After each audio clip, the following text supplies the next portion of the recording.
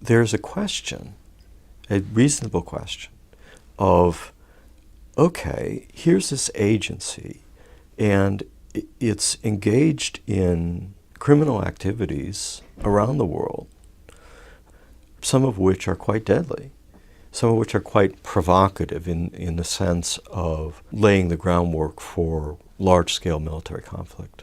And it's happening in a lot of countries. This is not unique to the United States. The United States learned some of this from the British, who learned it in turn during the 19th century, where they were a dominant imperial power around the world. They cut their teeth on this stuff. The other major powers are definitely engaged and capable of these same types of operations. And small powers as well. Israel is an example. The CIA grew out of the OSS during World War II, which had been established during World War II. Its earliest years are interesting because the new president, Harry Truman, did not trust the OSS because he felt it was too dominated by parts of the Democratic Party that he didn't align himself with. So he abolished the OSS. Then they first created a smaller intelligence agency from the remains of the old OSS called the Central Intelligence Group. And that was focused on analyzing intelligence. It wasn't a covert operations agency. What Truman wanted was to have one place, one inbox, and in those days, for the younger people who don't know this, actually there were boxes made out of wood, it said in there, In one inbox would come all information, whether it was from intercepted communications or satellite photography or defector reports or clandestine reports, embassy, military, it all come into that one person. And that person, and I was one of those persons, okay, that person would be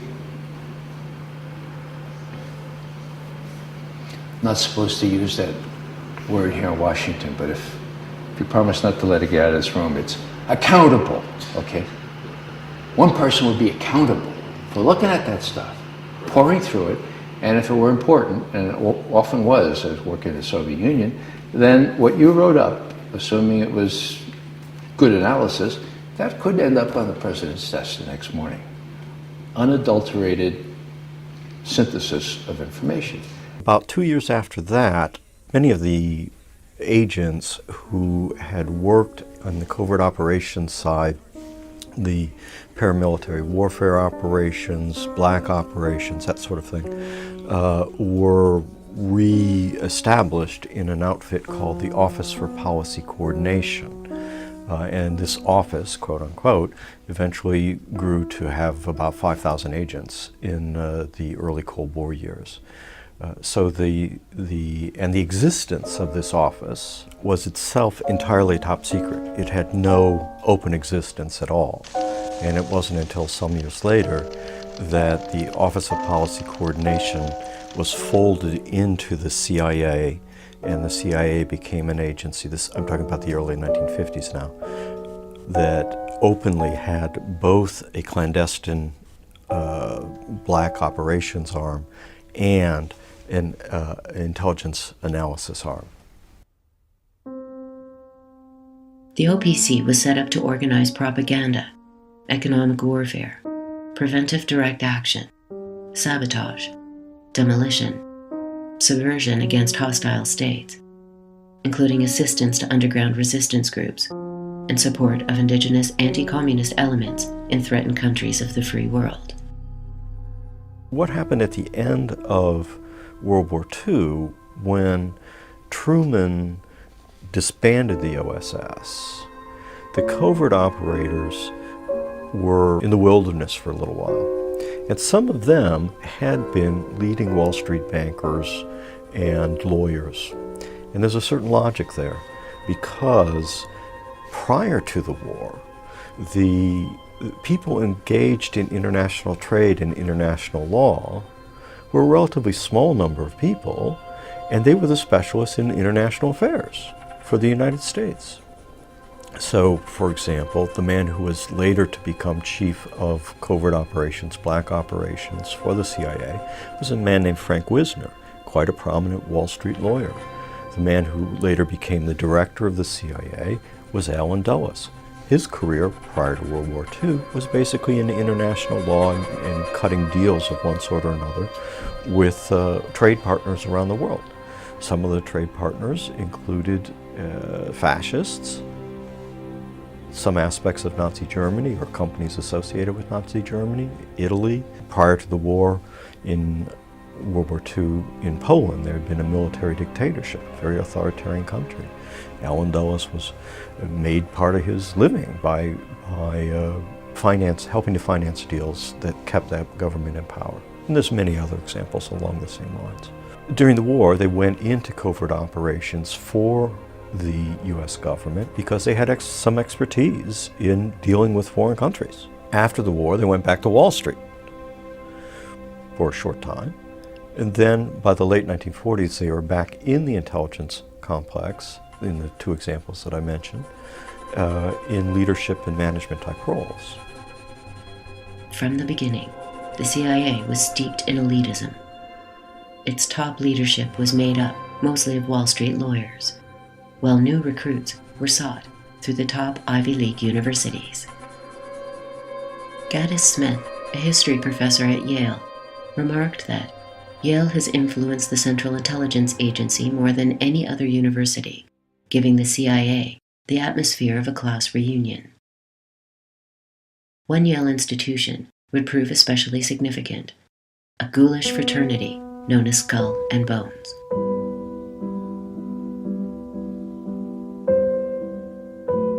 Its membership has included some of the most powerful figures in American history. Among them was F. Truby Davison, the CIA's first director of personnel. Skull and Bones gained national notoriety during the 2004 presidential election when it was revealed that the Republican candidate, George W. Bush, as well as the Democratic candidate, Senator John Kerry, were members of the same secret society. The meeting place for members of Skull and Bones is known as the Tomb. Inside are dozens of human skulls, including those of children, as well as that of the famed Apache warrior, Geronimo. According to internal records, Geronimo's grave was pilfered in 1918 by George Bush Jr.'s grandfather, Prescott Bush. When in 1986, Geronimo's great-grandson demanded the skull's return, the Skull and Bones Society refused. You both were members of Skull and Bones, a secret society at Yale. What does that tell us? Not much, because it's a secret. Is there a secret handshake? Is there a secret code? I wish there were something secret I could manifest. I think the role of most of the secret societies like Skull and Bones, they have histories, as I say, in terms of the splits within the class and also class hegemony. I think when you recruit people and you get them to do something illegal, it's similar to what the mafia does to inculcate somebody. The Skull and Bones picks each year have to go and dig someone up out of a grave and commit a criminal act. They're required in their initiation to admit to criminal acts that they've been part of or sexual acts they've been part of. So I think it's more that the class uses these secret groups in order to get loyalty and to control the coming generations and other participants in the class operations, rather than the other way around, that there's 15 people running the world. They do put those people, once they're chosen, into positions of power, and that kind of choosing goes on with or without the secret societies. And you get a concentration of power and decision-making into a very few hands, whether or not they're interrelated that way. The culture of the secret society would find a parallel in the new intelligence agency. Internally, it was known as the Company.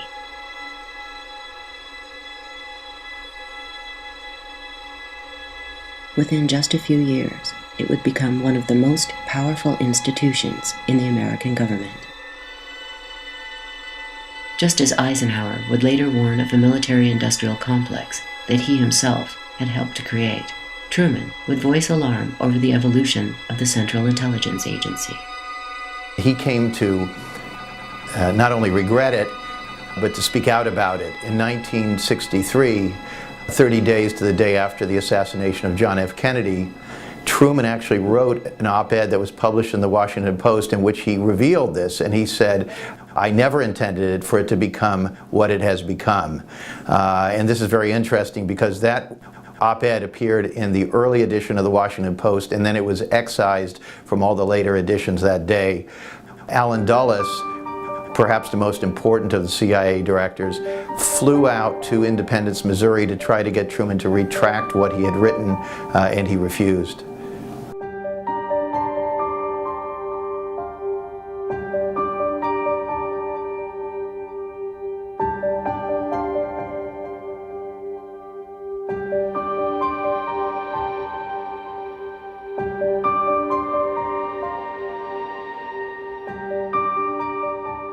What you find really is that capitalism made the state, in a way, a site of struggle between the public and the kind of formal institutions of democracy which legitimized the existence of capitalism, and the reality that actually, in many ways, this was a very undemocratic system that wasn't working in the interests of the majority of the population. So there was this constant tension inherent to capitalism between this hierarchical, centralized, elitist dynamic and this need to legitimize itself and to say, no, but we are free and we are democratic and we do have these formal institutions.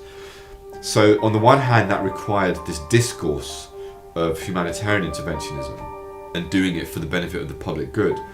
But it also institutionalized this new dynamic where covert action would also be much more kind of interesting as a way of doing things, because again, the public wouldn't be aware of it.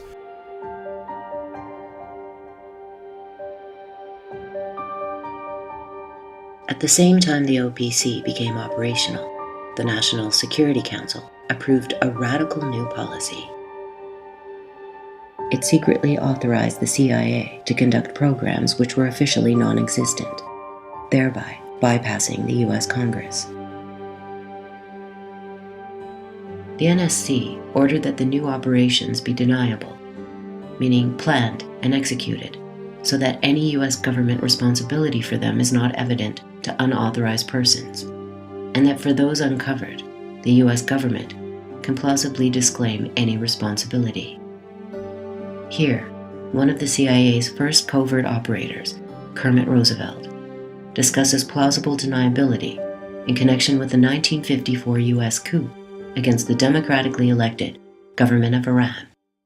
There was some discussion, and Foster Dulles went around the table, and the only person on the State Department side whom I can remember as taking any kind of a very specific position was Ambassador Henderson, who was back for this meeting, and he said that he wanted to know none of the details. He felt that this was a considerable departure from diplomatic tradition, but he felt it was required by the situation. He wanted to approve it, and he wanted to know as little about it as possible.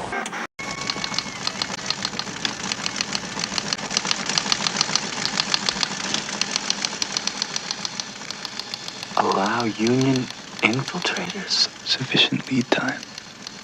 Union infiltrators? Though CIA exposure seems unlikely, standard program of denial of involvement is recommended.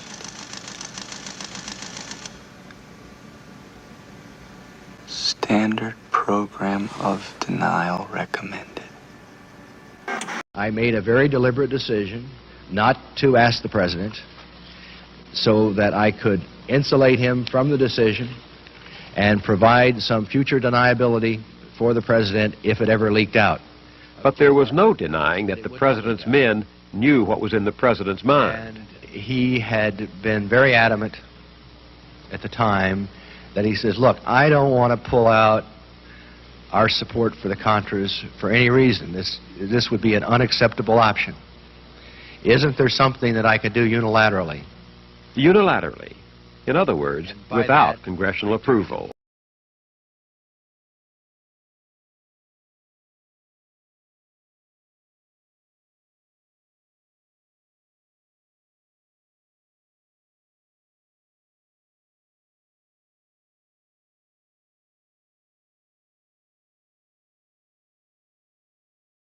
This is a T-shirt. Got it here in Washington at a one of those outdoor kiosks, and it says, "Admit nothing, deny everything, make counter accusations." And that's really what plausible deniability is about. Plausible deniability gives the people at the top of these agencies, and most particularly the political leadership of the country, which gives orders to these agencies, the opportunity to disavow what has in fact been carried out on the basis of orders that have come from the president. The people on the ground in El Salvador, for example, they know darn well that death squads, I'm talking about in the 1980s, that death squads infest the country, and that thousands and even tens of thousands of people are being killed by these death squads. So you can't hide that reality. The people in Washington, in Congress, for example, they are told that there is no association between the U.S. government and the death squads. And in fact, here's a press release, Mr. Congressman, that deplores the death squads. The way that can be done is if there's a disjuncture, if there's a compartmentalization between the CIA and the military intelligence role in these death squads, which we now know to be factual, and their higher-ups in the chain of command.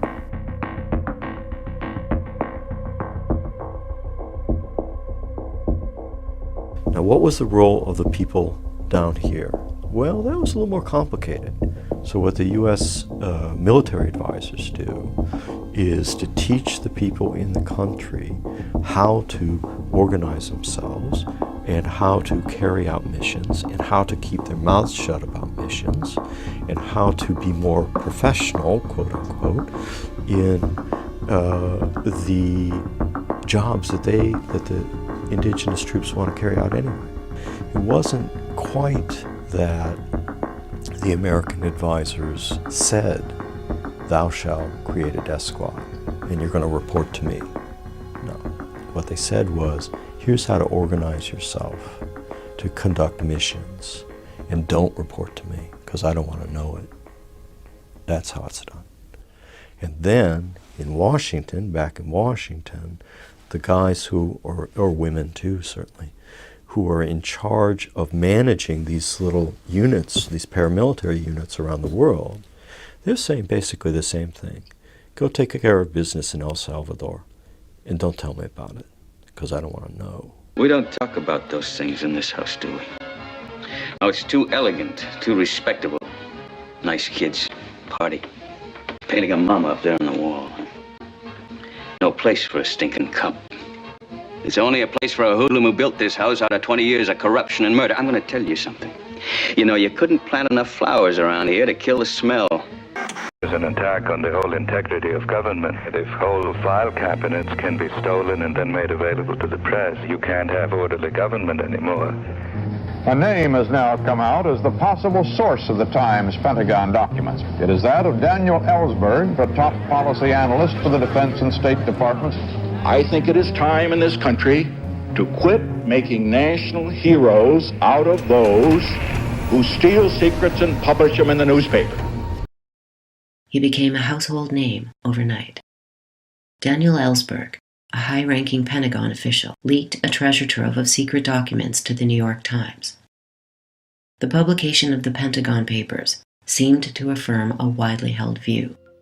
No matter how hard you try, you cannot keep secrets in Washington.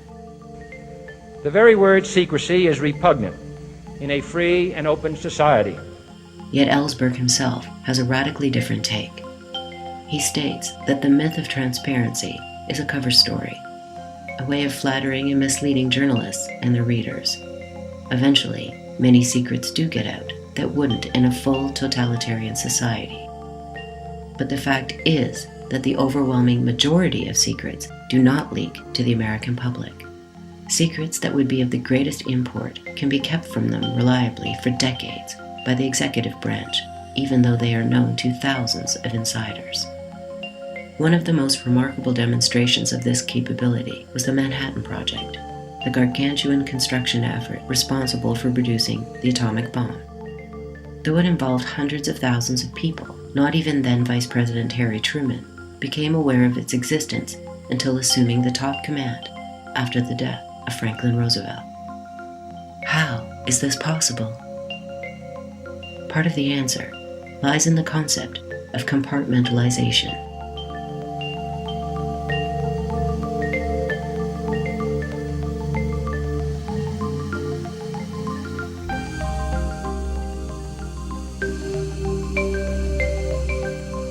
It's very important to recognize that military intelligence is not a monolithic structure. It's a set of different institutions, it's bureaucratic, different agencies are assigned different tasks, and it's precisely because of this bureaucratic compartmentalization and this military hierarchy that different agencies will not know what other agencies are done. In fact, this is how it operates.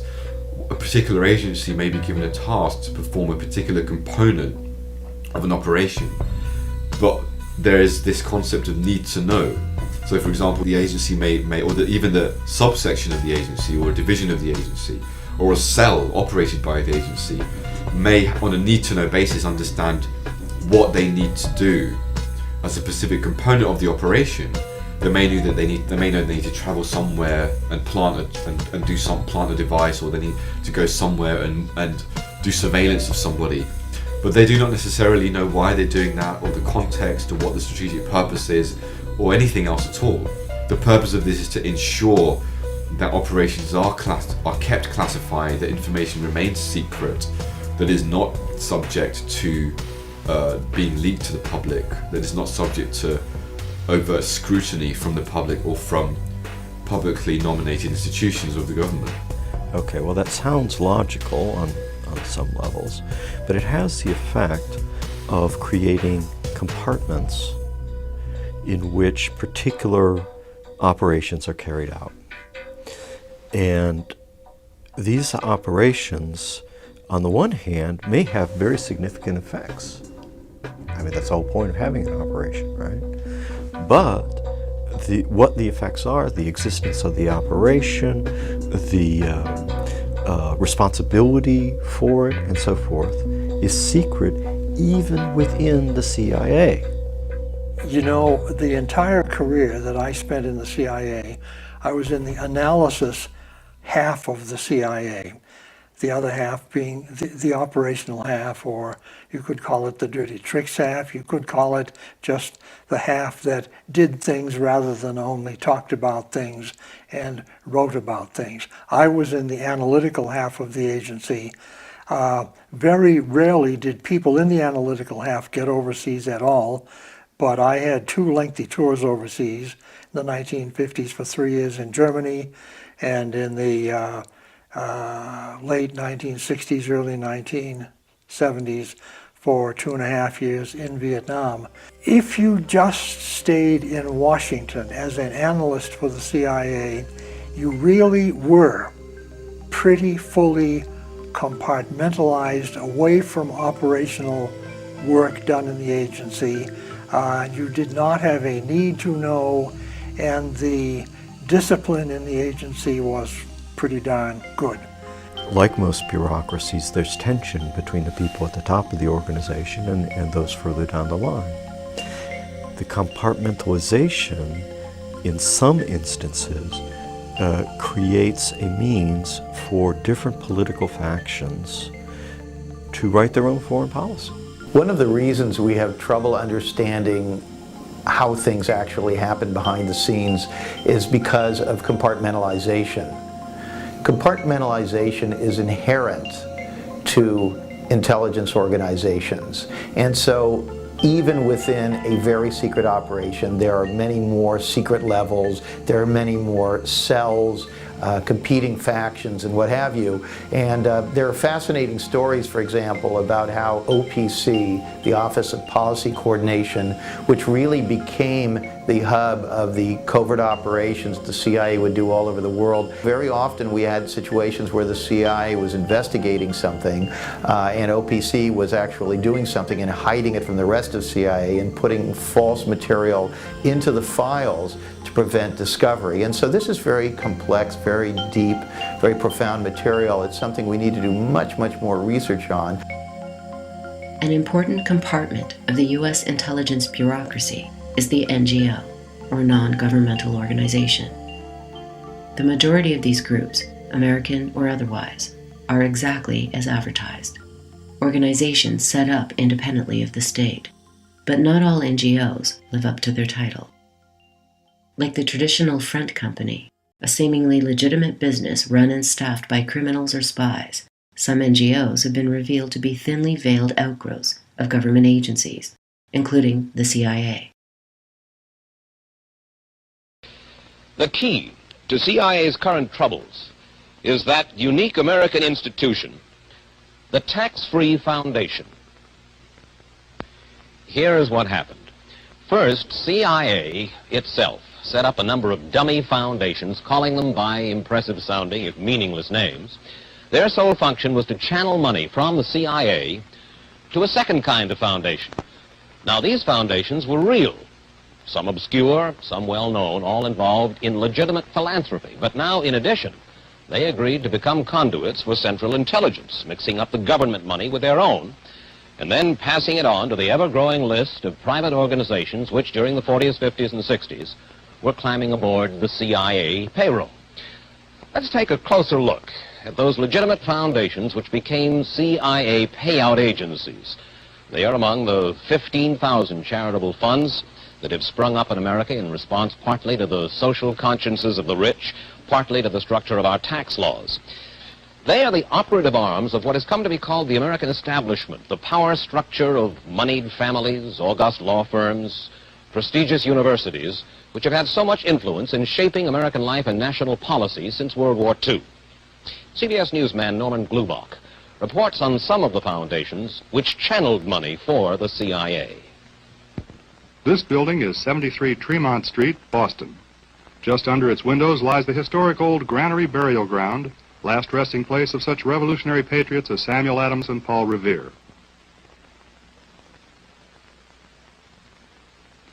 The building directory doesn't list it, but tax reports of the Granary Fund show its home as room 329, which turns out to be the law firm of Hemingway and Barnes. No one there would talk before CBS News cameras about the Granary Fund, a reticence which has proved universal among the foundations. But Granary Fund reports are signed by George H. Kidder. Mr. Kidder is listed in Who's Who in America. Among his former associations, the initials CIA.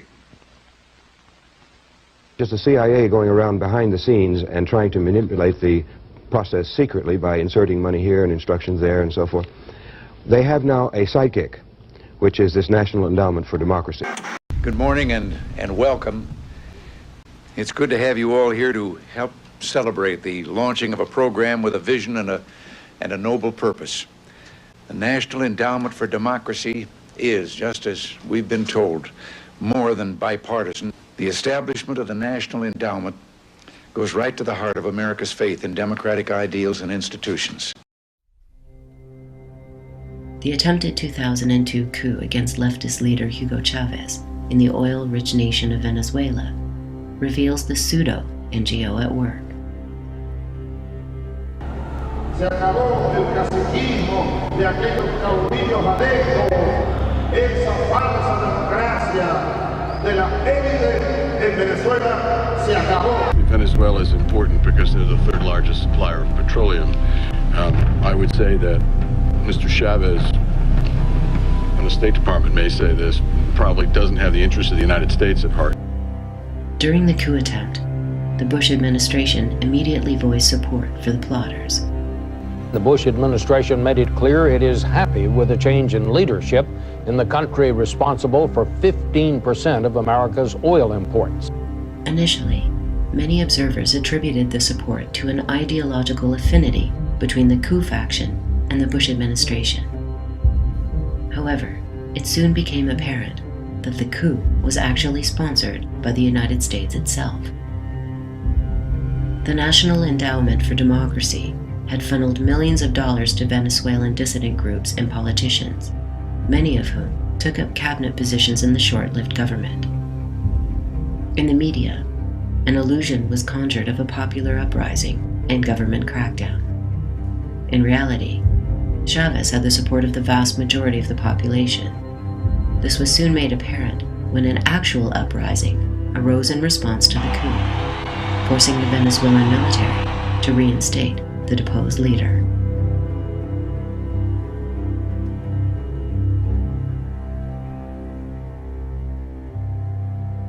That the CIA has overthrown countless governments around the world is no longer a closely held secret. What is less known is that its agents have engaged in similar plots against America's closest allies. According to the CIA's charter, agents cannot engage in secret operations of any kind within the countries of the UK, Australia, Canada, and New Zealand without the explicit prior approval of the host government. Yet not even this most basic tenet has been upheld.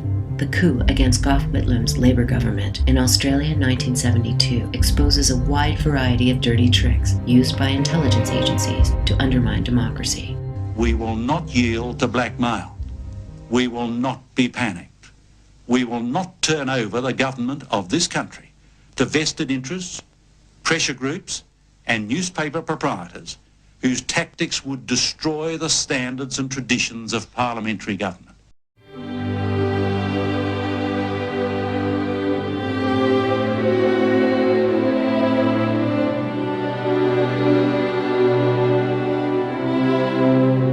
In Australia in 1972, a Labour government was elected for the first time in 23 years.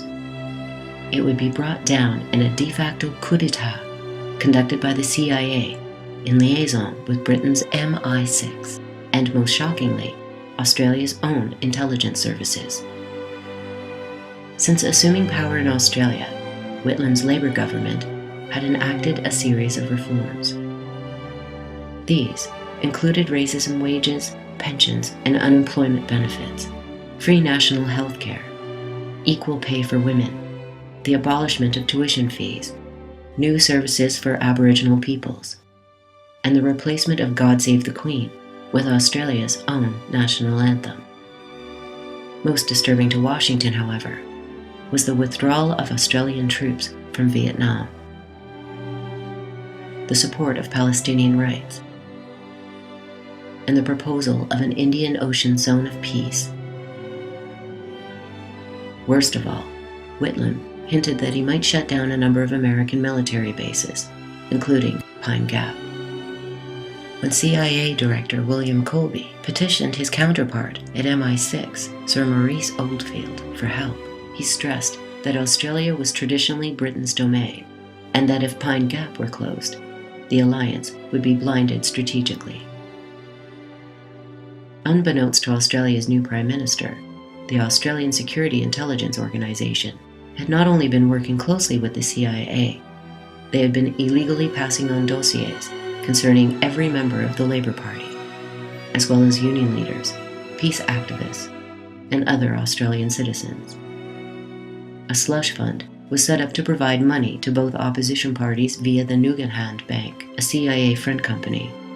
This was followed up by a promise to the main opposition Liberal Party of unlimited funds. In recent years, there have been charges from time to time that the CIA has involved itself in illegal activities. Some of the most bizarre to date involve a bank in Australia known as Nugenhand. And tonight, Gary Shepherd has a report. When the Nugenhand Bank of Sydney, Australia collapsed in 1980, it appeared at first glance to be just another bank failure. But after Australian authorities began taking a closer look, they discovered a tangled web of intrigue with all the elements of a best-selling spy novel. A mysterious death, the body later dug up from its grave, illegal currency transactions, big-time drug operations, and the Central Intelligence Agency. We were to become the paymasters for the CIA around the world. In other words, we were putting ourselves in the position to disperse funds for the CIA to whoever they were directed. Former bank executive Neil Evans, given immunity from prosecution, agreed to talk about the Nugan Hand operation on Australian television. From his account and others, the bank had its genesis during the Vietnam War. 4 of the original stockholders were Americans who listed their addresses as Air America, Army Post Office, San Francisco. Air America was the CIA airline in Indochina, hauling men and supplies on clandestine missions. And according to former CIA agents, even drugs out of the so-called Golden Triangle, where the borders of Burma, Laos, and Thailand converge. Nugan Hand sent Neil Evans to the Thai city of Chiang Mai, the commercial center of the drug trade. He claims the CIA made millions and used the money to finance some of its secret projects. The idea was that money would be deposited with the Nugan Hand Bank by the CIA through various channels, and also that the Nugan Hand Bank would be the repository for funds coming in from various CIA enterprises, namely drugs in Thailand, marijuana in particular, and that the Nugan Hand Bank would then be responsible for rerouting that money to an account in America with a New York bank. Nugan Hand was not your ordinary bank. There were secret numbered accounts, and hardly any of its top people were bankers. Many were American civilians and former high-ranking military officers with ties to U.S. intelligence. When they found the body of Australian businessman Frank Nugan, the bank's chairman, shot to death a few months before the bank went under, they discovered in his pocket the business card of this man, William Colby, former director of the CIA. Nugan's partner was Michael Hand, an American Green Beret, who served 2 tours in Vietnam, one of them for the Central Intelligence Agency. He disappeared a short while after the bank collapsed and is now believed to be dead. Australian newspapers reported a connection between Nugan Hand and the U.S. Navy's super-secret intelligence unit known as Task Force 157. Among its top agents, CIA man Edwin Wilson, now under indictment for selling arms and explosives to Libyan dictator Muammar Gaddafi. And a man named Patry Loomis has also been implicated. He was the apparent CIA Nugan Hand go-between. It was Loomis who helped Wilson recruit a team of Green Berets to train terrorists in Libya. The Nugan Hand affair has caused an uproar in Australia, where authorities are trying to find out what involvement the bank might have had in the 1975 downfall of the Labour Party government. Meanwhile, investigators on 3 continents are attempting to trace $50 million missing from the accounts of depositors, including many Americans. Here in this country, the CIA denies any involvement with drug operations in Indochina, the Nugan Hand Bank itself, or the deaths of the 2 men who ran it. Gary Shepard, CBS News, Los Angeles. In addition to the slush fund, the CIA created a series of forged documents implicating high-ranking members of the Labour Party in a succession of scandals. No hard evidence was ever produced to substantiate the allegations. Do you think the new paper will have any political orientation like The Sun and its predecessor, the Daily Herald? No fixed orientation in the sense that it will be allied to any party. Certainly not. It will be quite independent. Fake letter bombs were posted to prominent Australians, including Queensland far-right wing Premier Johannes Bjelke-Petersen. The Murdoch press concluded that extremists within the Labour Party had sent the letters. Once again, no evidence was provided. Eventually, a state of emergency was declared. Invoking the authority of the British Crown, Attorney General John Kerr dismissed Whitlam as Prime Minister.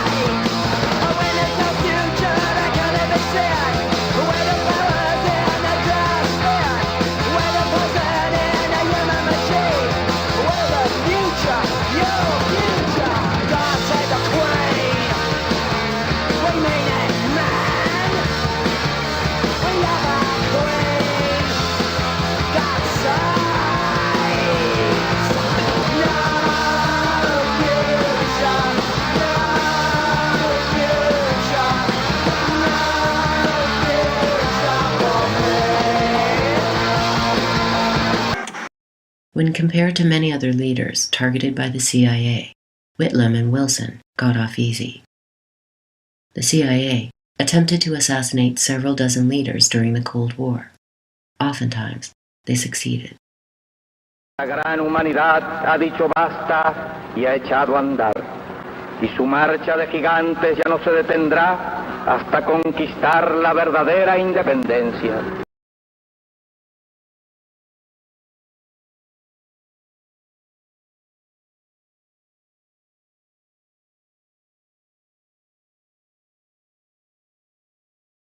This is Fort Detrick, Maryland. This once secret facility was home to CIA experiments with drugs like LSD. It was also an armory for the agency's executive action capability, a program begun under the Eisenhower administration for disposing of unwanted foreign leaders. Some of the plots called for lethal poisons that were manufactured here. Dr. Everett Hennell, a microbiologist at Fort Detrick for 3 decades, worked in association with the CIA. These are what we call Class 3 cabinet systems. They're gas-tight systems for working with almost complete safety with any infectious diseases, toxins, things such as the shellfish toxin. They're very toxic indeed, particularly when highly purified.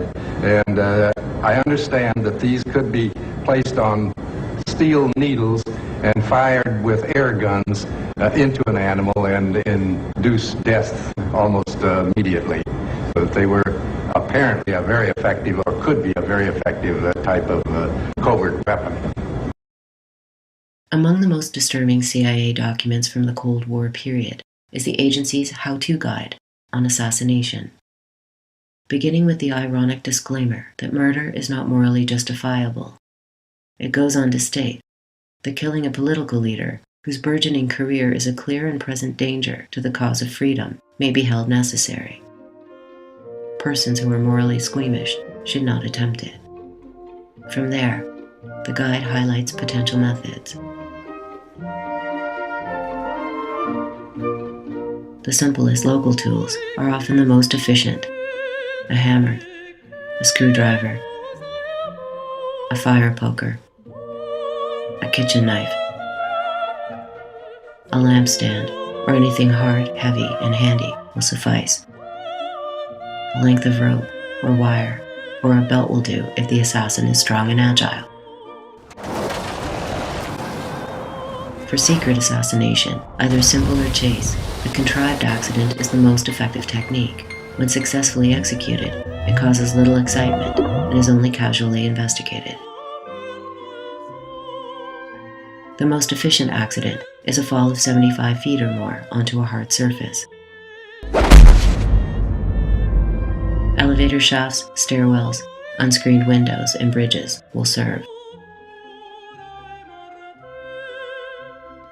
Falls into the sea or swiftly flowing rivers can suffice if the subject cannot swim. Arson can cause accidental death if the subject is drugged and left in a burning building. Reliability is not satisfactory unless the building is isolated and highly combustible. If the subject drinks heavily, morphine or a similar narcotic can be injected at the passing out stage, and the cause of death will often be held to be acute alcoholism. Puncture wounds of the body cavity may not be reliable unless the heart is reached. The heart is protected by the rib cage and is not always easy to locate. Absolute reliability is obtained by severing the spinal cord in the cervical region. This can be done with the point of a knife or a light blow of an axe or hatchet. Another reliable method is the severing of both jugular and carotid blood vessels on both sides of the windpipe.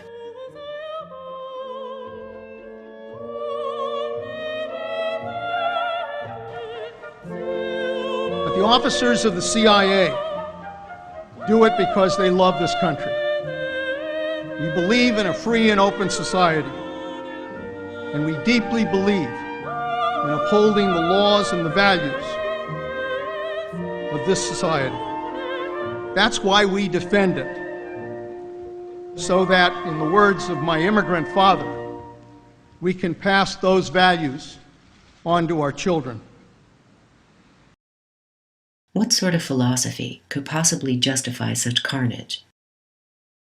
During the Cold War, the official justification was to prevent the spread of communism and to promote what was termed the national interest. What does national interest mean to you?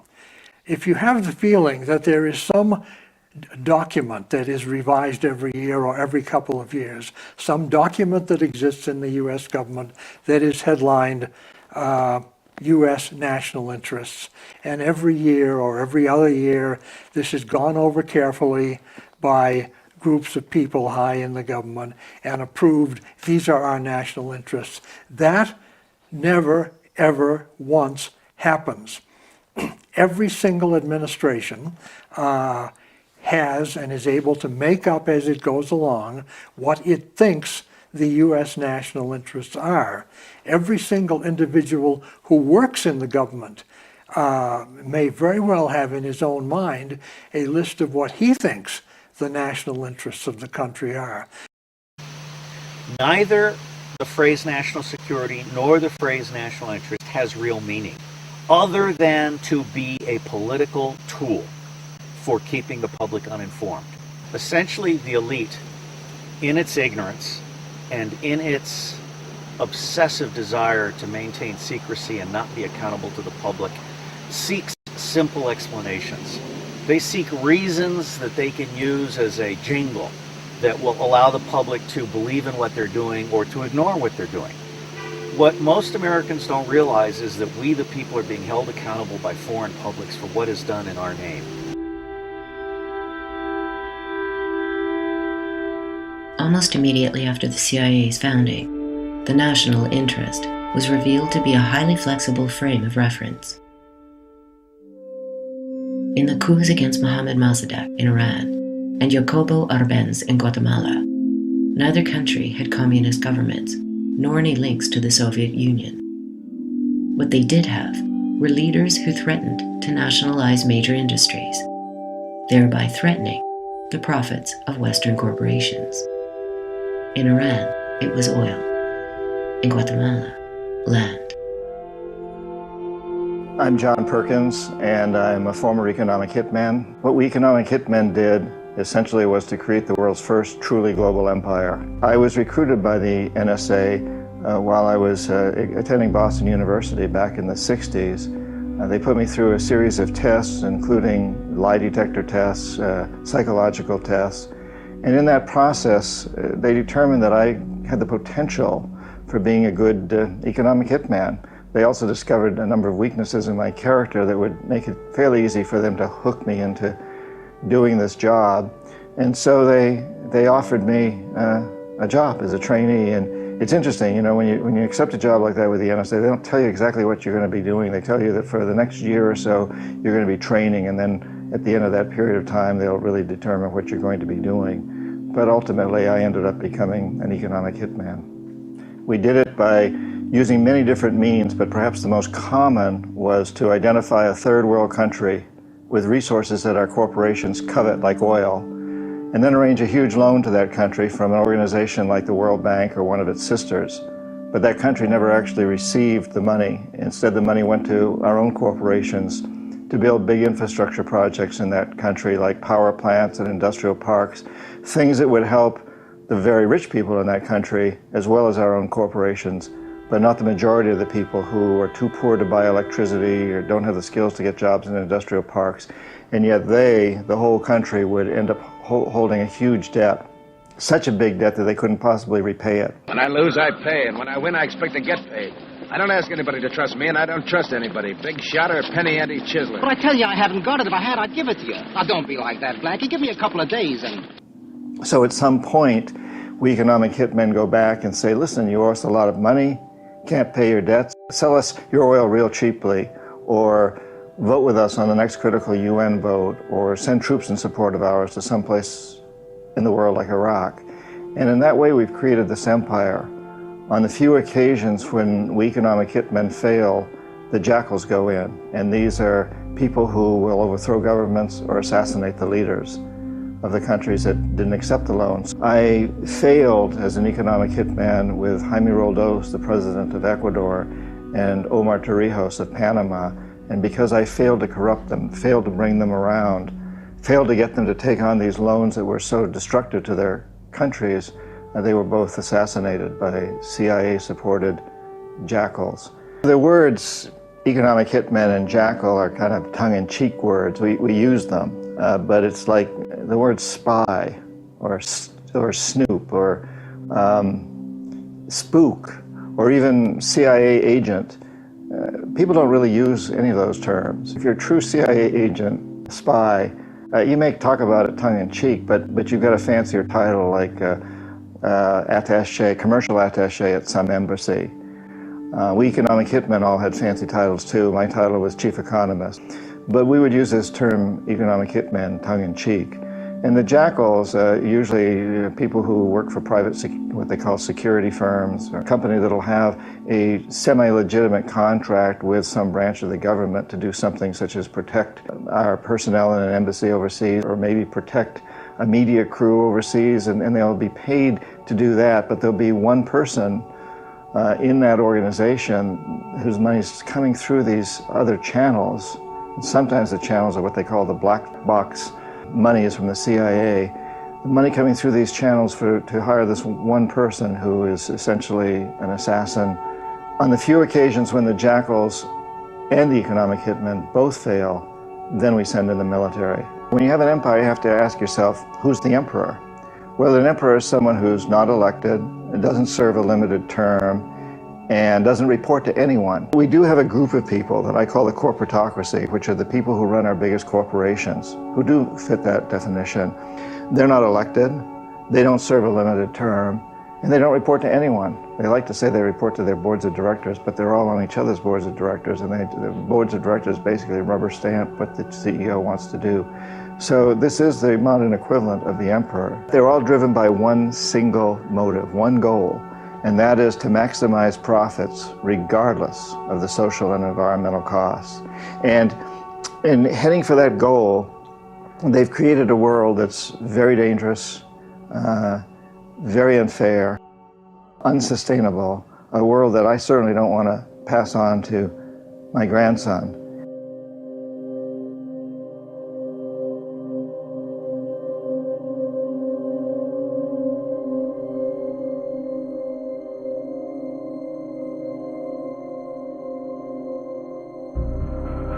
Beginning in earnest under President Clinton and expanding still further during the Bush Jr. and Obama administrations, the use of private contractors by the United States has increased dramatically.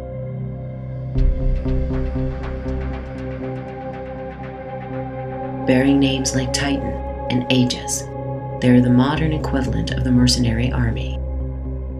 Today, I can report that, as promised, the rest of our troops in Iraq will come home by the end of the year. When President Obama announced the withdrawal of troops from Iraq, many Americans did not realize that thousands of mercenaries, funded by the U.S. taxpayer, would remain in place.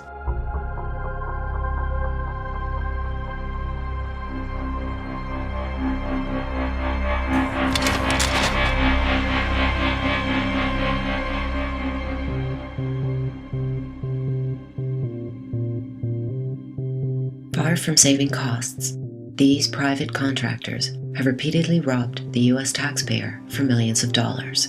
But from a military intelligence perspective, they perform useful purposes. They establish plausible deniability. They further minimize congressional oversight. They bypass rules of war, such as the Geneva Conventions. And they create enormous profits for their benefactors. A case in point is DynCorp, whose clients have included the Drug Enforcement Agency, the Department of Defense, Department of State, the IRS, FBI, and of course, CIA. About half of DynCorp's revenue comes from the Department of Defense.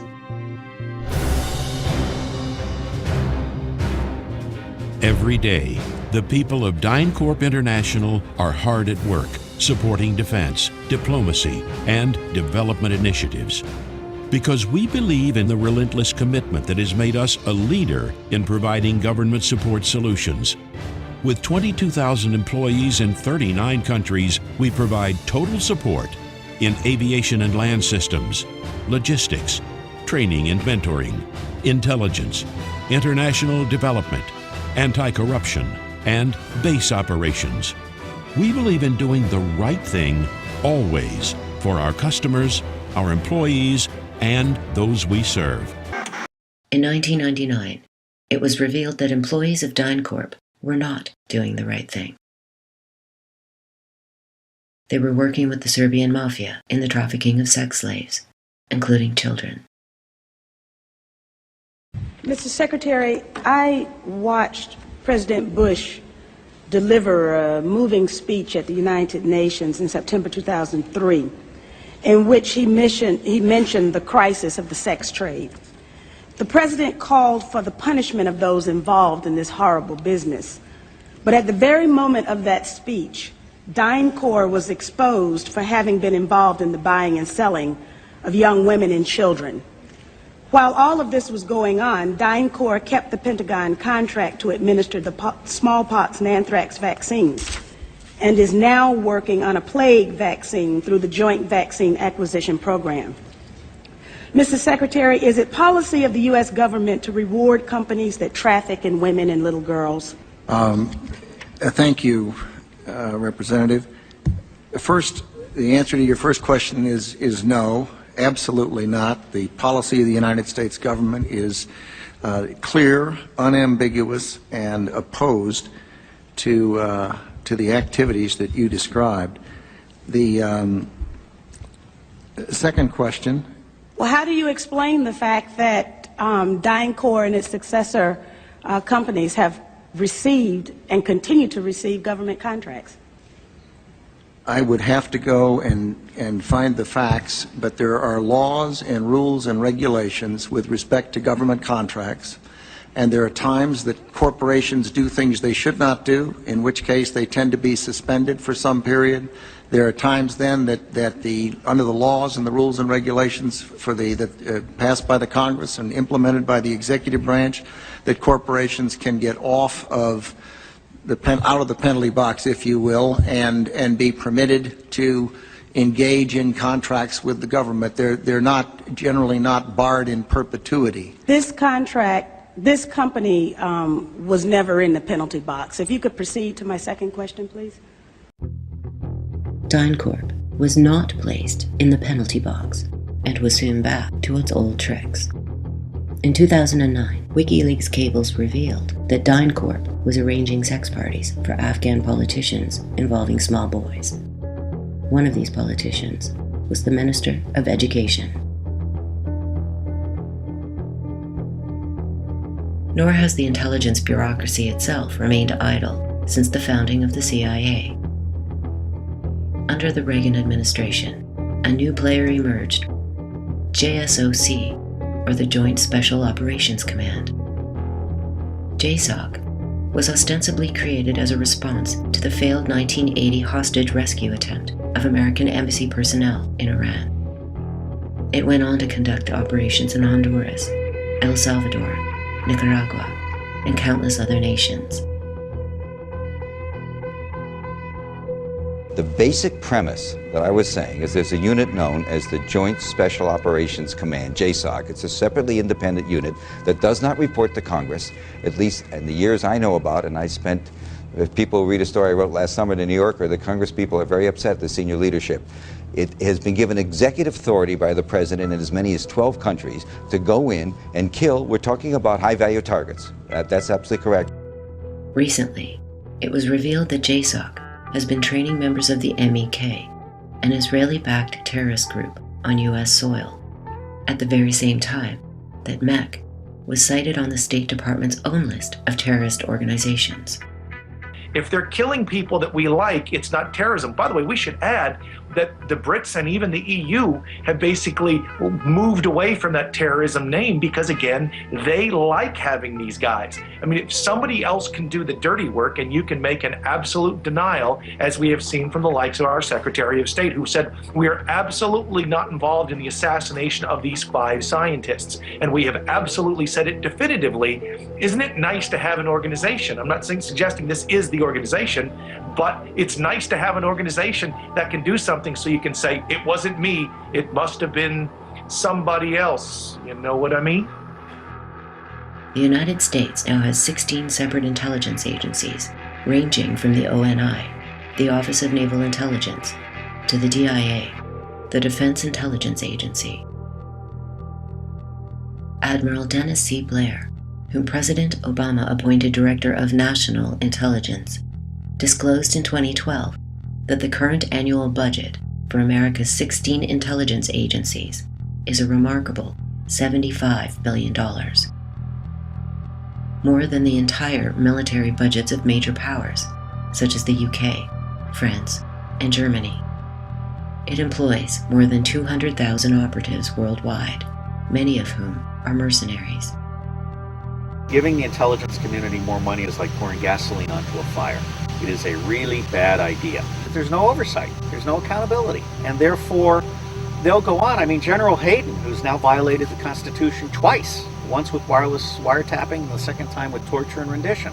Hayden is on record as saying that anytime he wanted to close down a program at NSA, the guy who would lose his status and his money and his program was the only one who could tell him about it.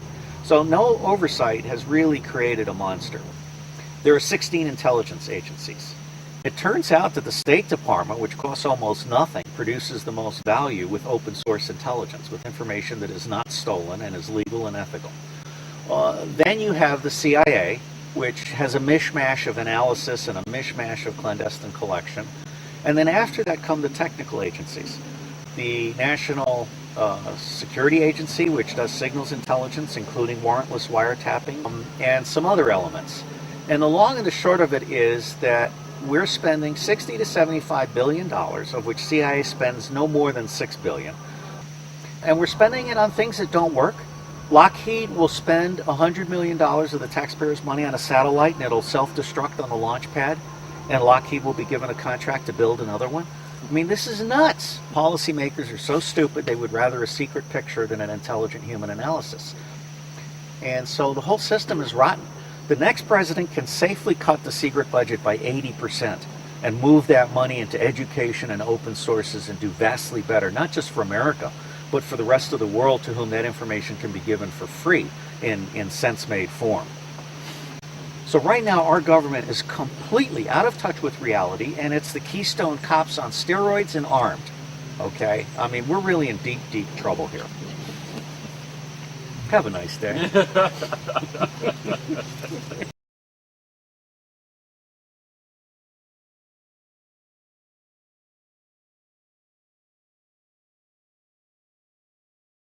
Rumsfeld promised change, but the next day, the world changed. And in the rush to fund the war on terrorism, the war on waste seems to have been forgotten. My 03 budget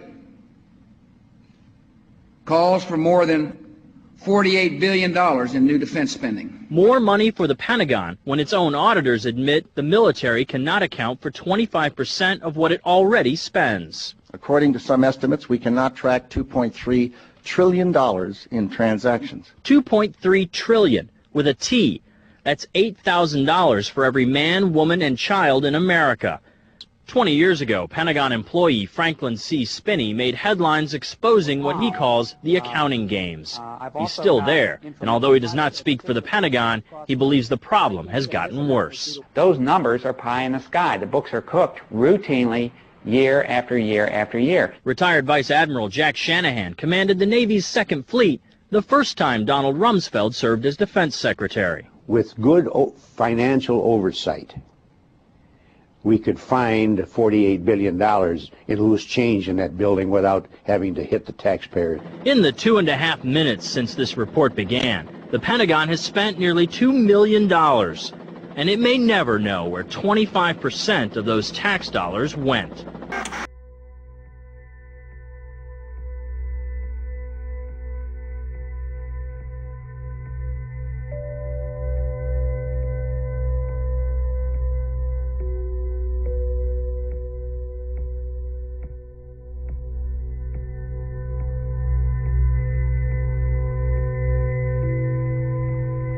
When it comes to waste by a particular agency, few can rival the NSA, or National Security Agency.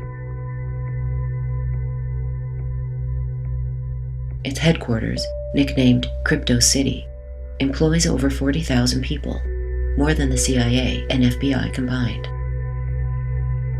As documented by journalist James Bamford, it encompasses 525 acres with floor space totaling more than 7 million square feet. Its yearly consumption of electricity is 409 million kilowatt hours, equaling Maryland's capital, Annapolis. It has its own film festival, yacht club, and ski club, with yearly trips to Austria and Switzerland. Its budget for 1995 to 1999 totaled $17,570,600,000. Apparently, not even this was enough. In 2012, Wired magazine reported that the NSA was building an even more gargantuan complex in Utah. A former NSA official, quoted in the article, claims that the United States is now a hair's breadth from becoming a turnkey totalitarian state. Though the official mandate of the NSA is to eavesdrop on foreign communications, we now know that it has long been pointing its instruments inward. In the Philippines, circa 1950, CIA Psywar operative Ed Lansdale employed a technique known as the Eye of God. At night, operatives would paint an eye on the wall of a house facing a suspected communist or communist sympathizer. The message, "We are watching you."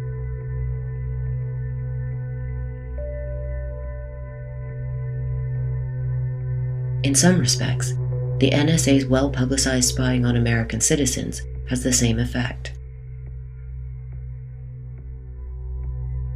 In the late 18th century, an English social theorist named Jeremy Bentham designed a prison known as the Panopticon. It was a circular structure with a central command center built so that prisoners would never know if they were being watched.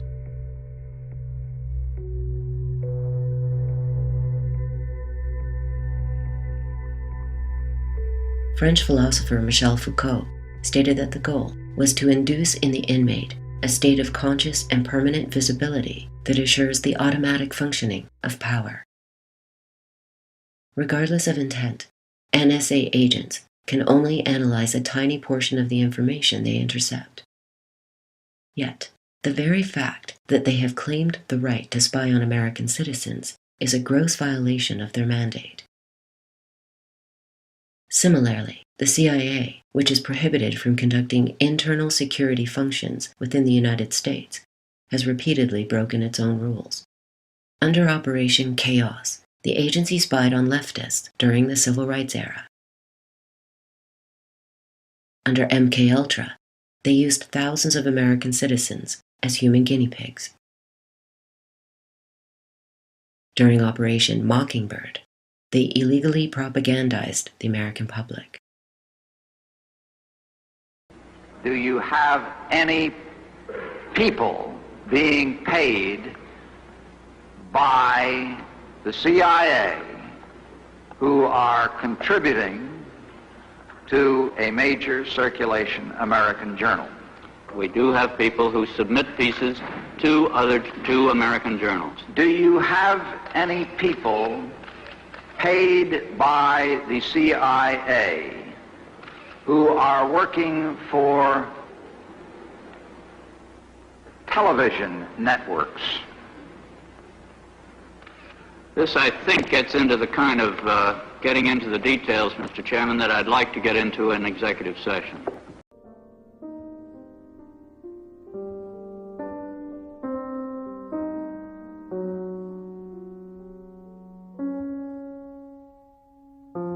It is a great honor to be here with the men and women of the CIA. I've been eager to come out here to Langley for some time so I can deliver a simple message to you in person on behalf of the American people. Thank you. Thank you for all the work that you do to protect the American people and the freedom that we all cherish. Today, it is widely accepted that secret organizations with extraordinary special powers are necessary for stability, for democracy, and for defense against foreign enemies. Yet this viewpoint has not always been the dominant one. In A Modern History of England, published in the 19th century, its author notes, "Nothing is more revolting to Englishmen than the espionage which forms parts of the administrative system of continental despotisms. The freedom of a country may be measured by its immunity from this baleful agency." Similarly, in 1798, a congressman colorfully warned that if a system of espionage is established, the country will swarm with informers, spies, and all the odious reptile tribe that breed in the sunshine of despotic power. The lure of secrecy was made apparent shortly thereafter when Thomas Jefferson launched a covert operation worthy of the Central Intelligence Agency. In 1803, he organized a secret plan to overthrow the government of what is now Libya after a group of U.S. citizens were taken hostage. Meanwhile, with Captain William Eaton, he procured $40,000 from the State Department and 1,000 rifles. Then, he granted Eaton the title Agent for the United States Fleet in the Mediterranean. Without the knowledge of Congress, the captain was sent to Egypt, where he organized a mercenary army. The coup attempt failed, but then Thomas Jefferson didn't have the CIA.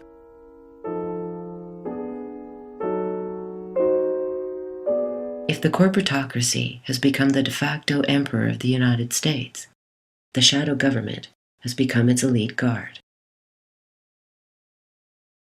In the late 1980s, CIA whistleblower John Stockwell compared the military intelligence complex to the praetors of ancient Rome. The praetors came to exercise great power, Stockwell wrote, making and unmaking emperors and allowing political and military action outside of the law. What rules that were observed were announced by the issuance of edicts. The Guard was characterized by corruption and political venality and was closed down by Constantine in 312 AD. 353 years earlier, Julius Caesar crossed the river Rubicon.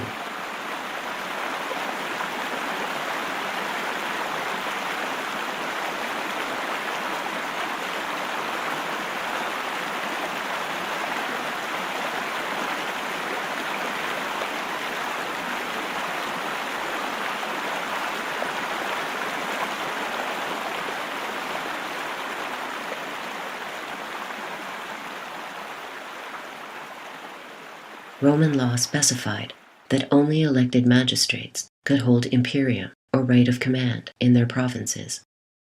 Therefore, Caesar's act directly challenged the power of the elected government. Today, the idiom "crossing the Rubicon" is used to describe the devolution of a republic into an empire. It is also used to mean a point of no return.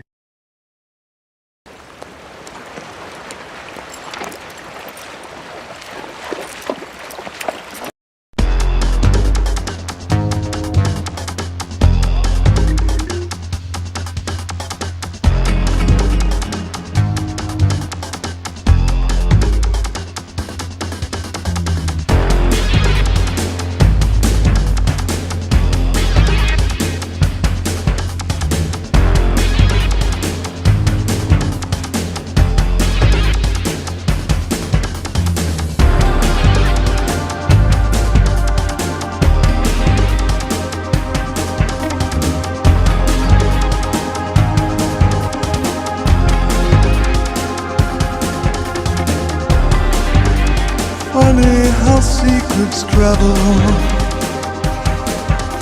I start to believe if I was in lead. In sky the man shaves his hands held high. A cruise beyond, cruise me, babe. A blonde belief beyond, beyond, beyond. Lonely dawn, no return.